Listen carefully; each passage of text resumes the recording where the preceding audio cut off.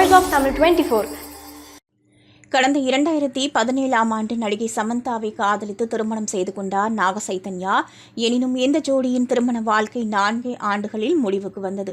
2021ஆம் ஆண்டு இருவரும் சட்ட ரீதியாக விவாகரத்து பெற்று பிரிந்தார்கள். அதன் பின்பு கடந்த சில மாதங்களாகவே நாக சைதன்யாவும் சோபிதாவும் டேட்டிங் செய்து வந்தார்கள். சமந்தா பிரிந்து சென்ற சில மாதங்களிலேயே இவர்களுடைய காதல் கதை தொடங்கியுள்ளது. 2022ஆம் ஆண்டு மே மாதம் நாக சைதன்யாவும் சோபிதாவும் ஹைதராபாத்தில் முதலாக ஒன்றாக காணப்பட்டார்கள்.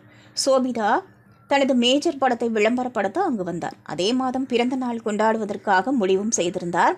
மே 31ஆம் தேதி நடந்த சோபிதாவின் பிறந்த நாள் கொண்டாட்டத்தில் நாக சைதன்யாவும் கலந்து கொண்டார்.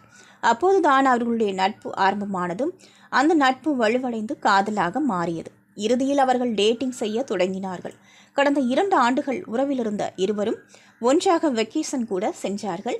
இது தொடர்பான புகைப்படங்கள் இணையத்தில் வைரலானது. இதைத் தொடர்ந்து தற்பொழுது நிச்சயதார்த்தமும் நடைபெற்றுள்ளது. இந்நிலையில் நடிகை சமந்தா நாக சைதன்யாவை லவ் ப்ரப்போஸ் செய்த அதே ஆகஸ்ட் 8ஆம் தேதி தற்போது நாக சைதன்யாவுக்கும் சோபிதாவுக்கும் திருமண நிச்சயதார்த்தம் நடந்துள்ளது. இந்த தகவலும் தற்போது இணையத்தில் உலா வருவதோடு இது சமந்தாவுக்கு பலத்த அடியாக இருக்கும் எனவும் பழிக்கு பழி வாங்குவதற்காகவே நாக சைதன்யா இவ்வாறு செய்திருக்கலாம் எனவும் ரசிகர்கள் கமெண்ட் செய்து வருகிறார்கள். நீங்க பார்த்துட்டு இருக்கிறது Voice of Tamil 24. Like, share and subscribe.